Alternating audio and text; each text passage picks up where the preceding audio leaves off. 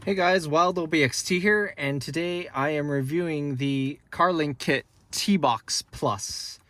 This is a Android box that plugs into a car that has existing wired CarPlay, and it essentially allows you to do wireless CarPlay, wireless Android Auto, and of course, it runs Android. So we'll get into a few things in all the details and some of the features and some of the pros and cons that I've found with this device. I've had this device now for about 2 weeks, so I'm going to try to give you a really comprehensive review.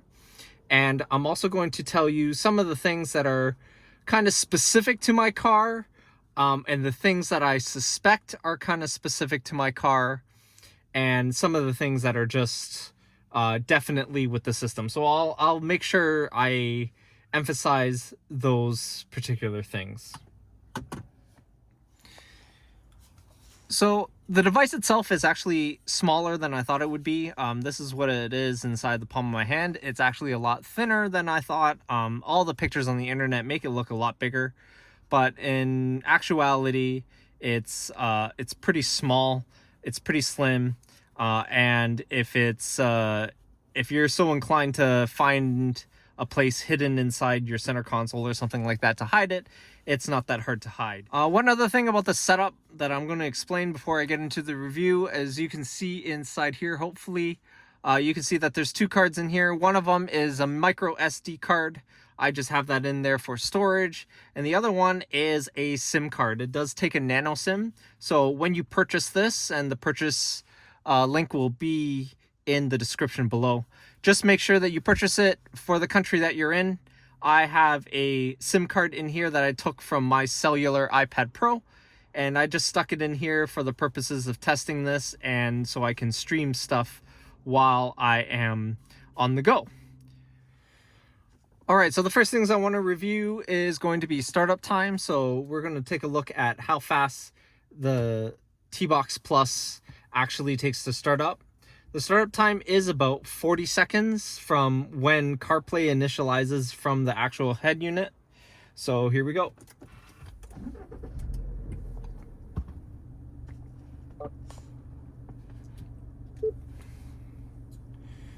So as you can see here, my system is booting up.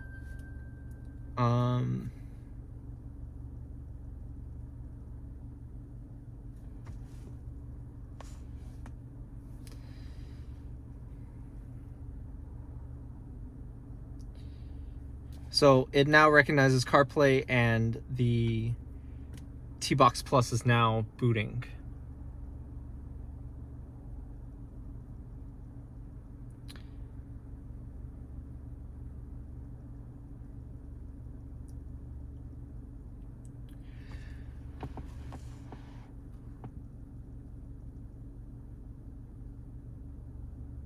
All right, so that was about 40 seconds, and the T-Box is now up and running.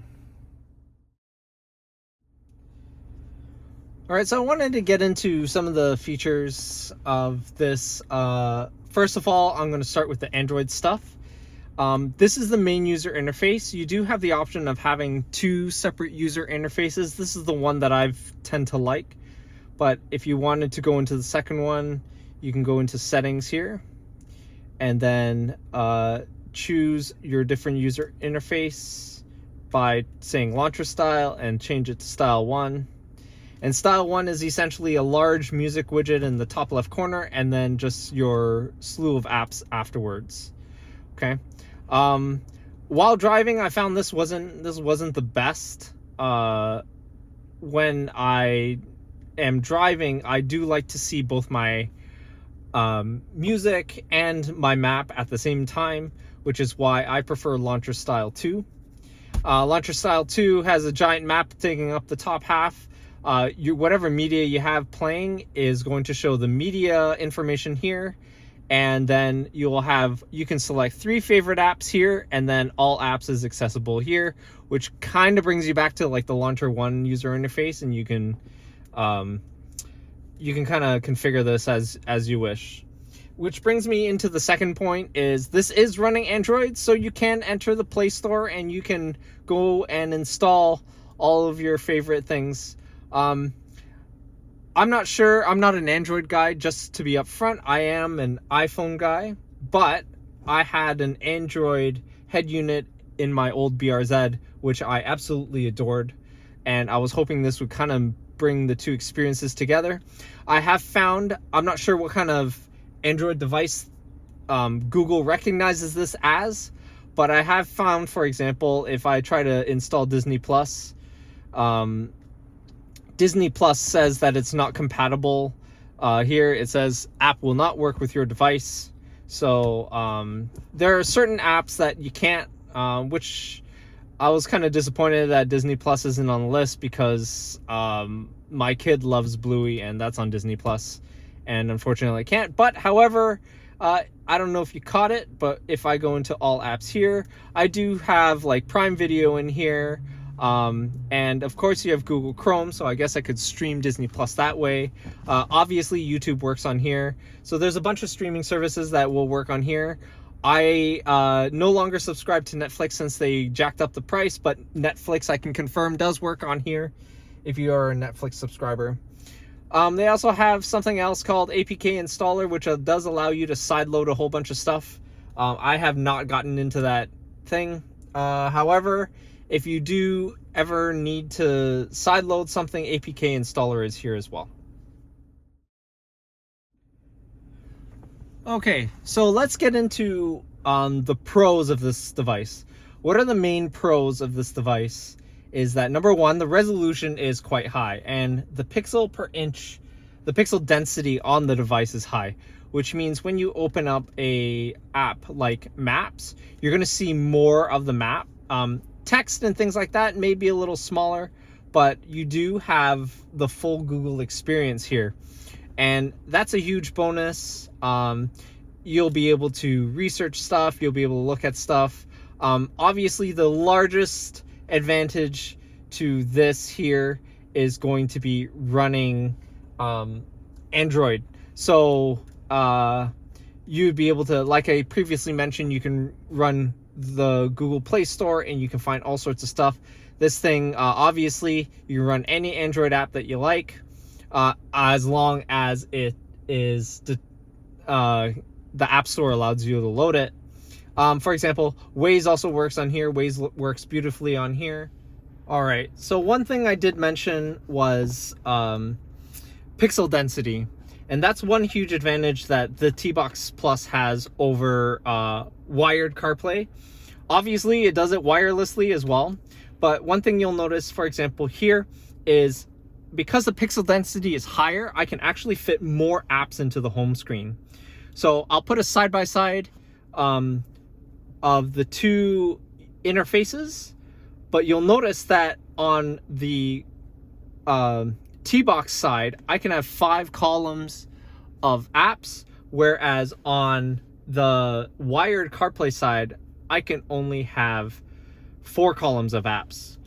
That also spreads into everything else that is in here, because the T-Box does the rendering, I can actually have a higher pixel density in almost everything. So if I was to go into Maps, I actually see more of the map than I would have on the wired side. When I look at things like the search bar and things like that, it doesn't take up as much as the screen, and the text is a little finer, so I can actually see more results. So if I look for restaurants in my area, okay, I can actually see more results here because the text is actually smaller and it can squeeze more stuff in. If I go into the music app, okay, I actually see more in the music app than I do on wired CarPlay. I see more album covers. In the list here, I can see a longer list, okay? When you go into browse, same thing, you see a longer list here, okay? And then, of course, if you go into messages, it's going to be the exact same thing. You're going to see more of your messages all compressed in. When you're actually, it doesn't make a huge difference when you're in the now playing screen. So I'm just gonna just start up some music here.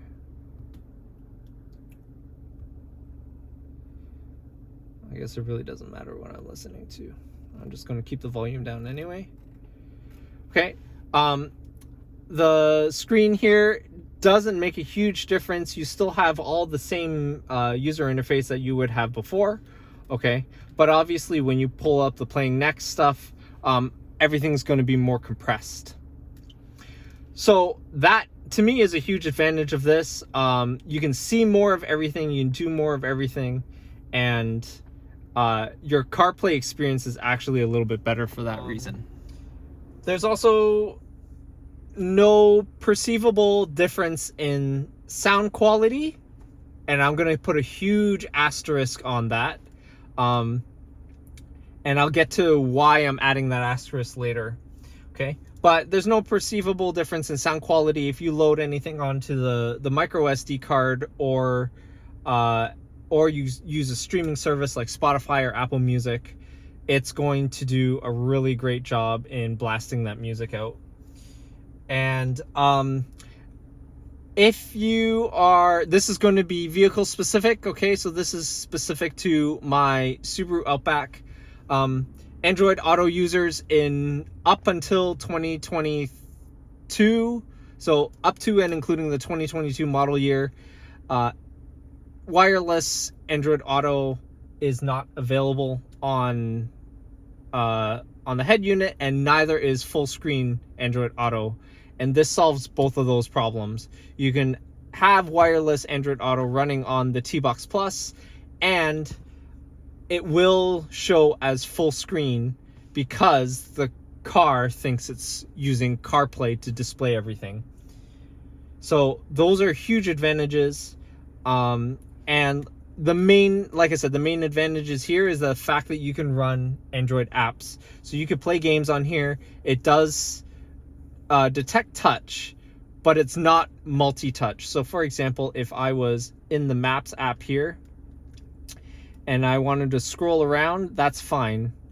But if I wanted to zoom in, it won't let me zoom in. So it only detects a single touch. So that kind of sucks. But that's not something that's like a deal breaker. When you search, you know, you have your typical Android keyboard. Since this is running Android, you can swap this keyboard out with anything fancy. For me, I'm just simply running Gboard. Okay, but obviously you can sign into all your Google services and have everything sync over.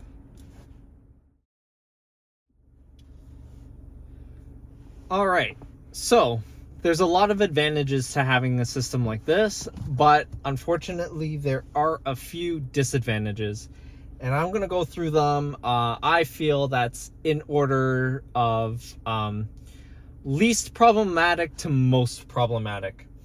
So the first one is, I'm not sure if it's just an Apple Music thing or whatever, but if I launch Apple Music, I think 9 times out of 10 I am asked to launch it, I have to sign in. And for some odd reason, I'm not sure, again, I'm not sure if it's the Apple Music app. I'm not sure if it's the Apple Music app on this specific device, but for whatever reason, it just doesn't remember my sign in, and I got to type in my password every single time. And that's super, super annoying because I'm one of those people that use a password generator, and my password's a whole bunch of letters, numbers, and gobbledygook. And for me to needing to type that in nearly every single time I come in, that's a huge hassle. So I'm not a Spotify user, so I haven't tested this with Spotify, but if this is amongst a lot of third-party apps that it's having troubles keeping you signing in, that's an issue.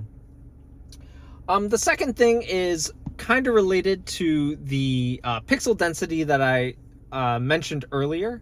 And you'll notice this when you're using CarPlay. You'll notice this when you are just looking at text, like even in the Maps app, is that the text is not crisp. And this is definitely to do with the higher pixel density, and it possibly has to do with the screen that it's projecting on. But the text itself is not as sharp. Now, is it unreadable? Absolutely not. You could see here the text is definitely readable. It works for whatever you need to do. It's just not as crisp as native Apple CarPlay. Okay, so the third one is this home screen. I kind of wish you can customize it a little bit more.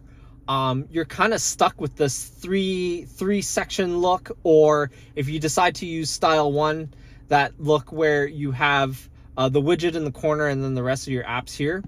Besides that, you don't really have any customization options. When I had the Android head unit inside my BRZ, it was basically an Android tablet, so I could rearrange applications, I could have widgets, I could have all sorts of stuff. I can make that home screen exactly the way I wanted it to look. Here, you're kind of stuck with those two options.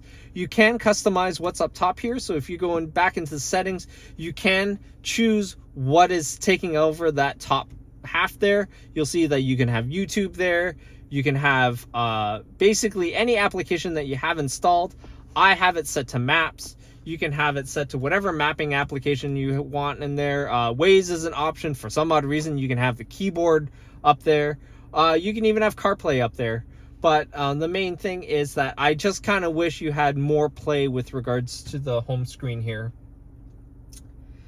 I did mention at the beginning of the video that this takes about 40 seconds for it to fully boot up.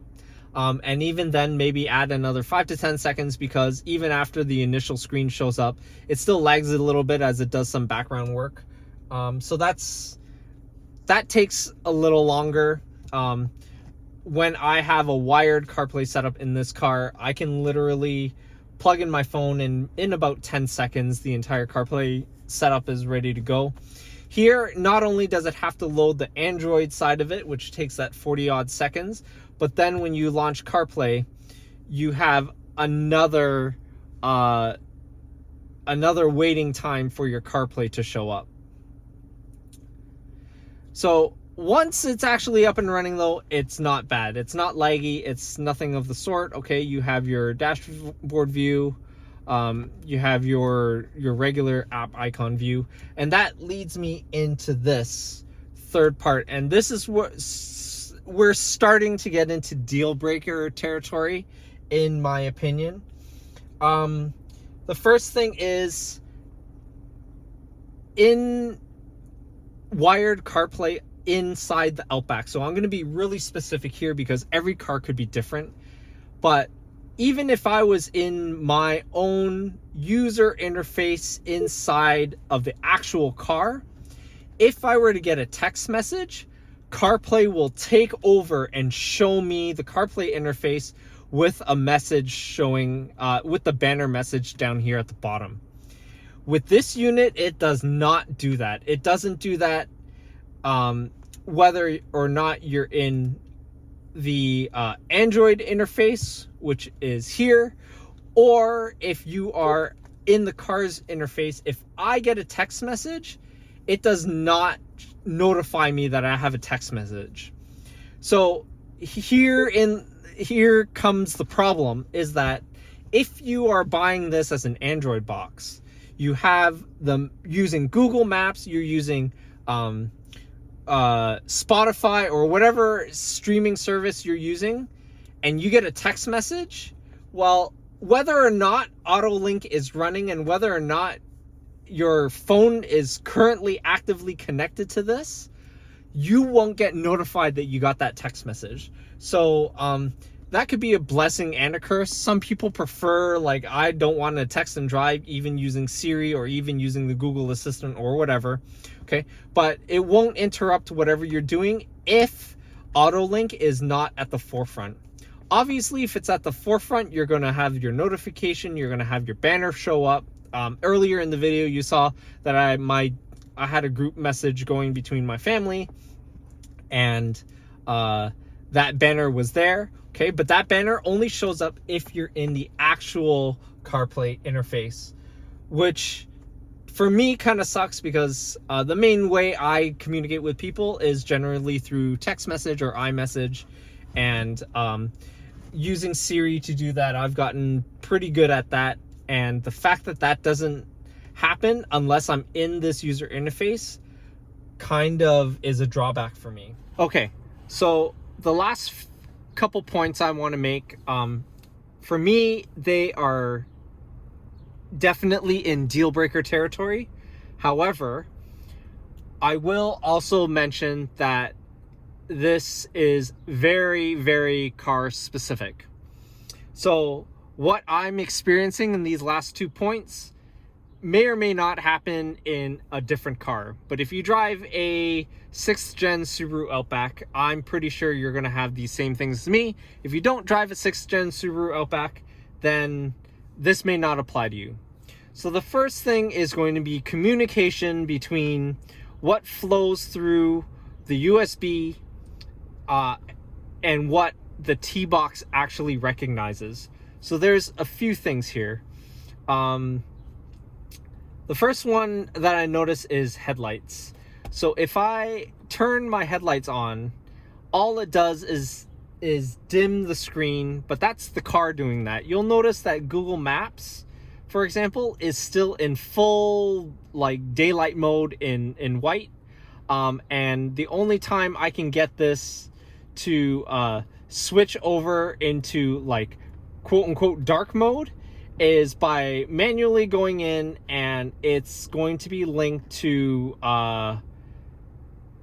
sometimes it works with the sunset and sunrise. Okay, so here theme, you can see that it's always in light theme, always in dark, or same as device. I don't really have that whole sunset sunrise. You do have sort of the appearance settings here under display. Dark theme will only turn on automatically at sunset. Okay, if you turn that on, it will kind of do it, and then your Google Maps, though, for some reason is still in kind of dark mode here. So this to me is kind of an annoyance. However, I will say in CarPlay it does recognize daylight and night mode like instantly. It does work, so that's okay. The second thing I'm going to say is that even if you are in CarPlay mode and you are listening to music like I am here, my Subaru Outback, for some odd reason, does not recognize any media being played by this T-Box. So you'll notice where it says Apple CarPlay up top, I usually will get a artist and the song name here or the album name, and that is blank. And it doesn't matter whether I'm listening to music in wireless CarPlay mode. It doesn't matter if I'm watching YouTube videos. It doesn't matter whether I'm listening to the native Apple Music app when it lets me sign in. Okay, all in all, it just simply doesn't communicate well with the car. So whether I'm no matter what music I'm listening to, the in-car entertainment doesn't recognize that anything's being played. Okay, so again, this last one is definitely car specific, but it is a deal breaker for me. So I'm going to mention it just in case it happens to other people in other cars. But here we go. Currently, I am playing music in the native Apple Music app on Android. Okay, I'm not doing it through CarPlay. And in the Maps application, I am navigating to, in this case, I'm going to the closest Panera Bread. No big deal. Here's the problem, is my car, whenever the navigation app, and I use the word navigation app, it's not just Google Maps, it happens on Waze as well. Whenever there needs to be spoken directions or the potential of spoken directions while playing music, and the map application or the navigation application is on the screen somewhere, my car defaults to using the voice activation channel for the car. So let me explain. Here I am inside the music app. You'll notice at the top here, it says Apple CarPlay. And if I raise the volume, there's a music note indicating that it's playing audio. And the sound is actually good, okay? If I switch to the Maps app now, you'll notice now it says no audio playing, and when I tried to change the volume, it uses the dictation voice activation problem. Now here's the problem. Now that I crank the volume, I'm not sure if the microphone can pick it up, but the sound quality is absolutely horrendous. And that's because in my car, the voice activation system uses mono audio. It doesn't use stereo, and it's like a super low bit rate. So if you ever want to listen to music while navigating in my car, I'm stuck listening to crappy audio. The only workaround I've found for this is to use wireless CarPlay to play my audio. Because if I use wireless CarPlay to play the audio, so now I've just switched from the native Apple Music app to Apple Music via wireless CarPlay. And then I go and I leave this, right?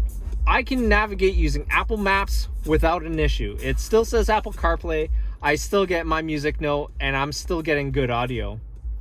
If I decide to go back to the car now and open Google Maps again, even while I'm playing music through the music here, okay, I still get that really crappy audio with Google Maps showing on the screen. And that annoys the hell out of me. I've upgraded the audio in my car because I love listening to my music loud. I like clarity. And this just drives me absolutely bonkers. I cannot get my head around this. So in my case then, I would love to use Google Maps. I'm an Apple Music subscriber. This is definitely an issue with navigation apps and how the T-Box handles audio. But this to me is a deal breaker.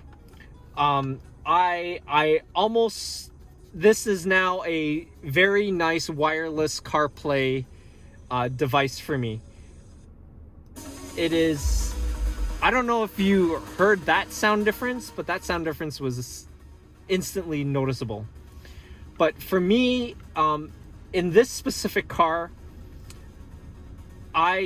this to me is just a wireless CarPlay adapter now because I can't have high quality audio while I'm driving. So overall, if you look at just the T-Box itself, I would say this is a solid 8 out of 10 product. It takes a little bit long to boot, but the fact that you can load almost any Android app on here and have it in your car's infotainment system, that's just awesome.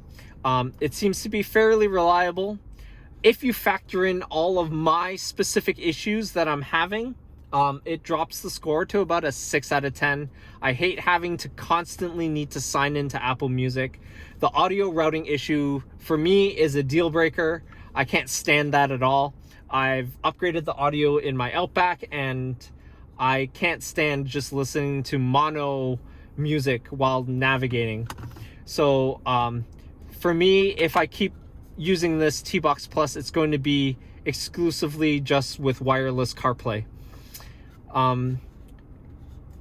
Other than that, it's a great box. I love the fact that you can have a SIM card in there and you can stream. Obviously, if you're going to stream YouTube and things like that, please only do that while parked and in a safe location. Do not do that at all while driving. That is probably illegal in many, many areas, including where I am in Ontario. Okay, so that's my review of the T-Box Plus.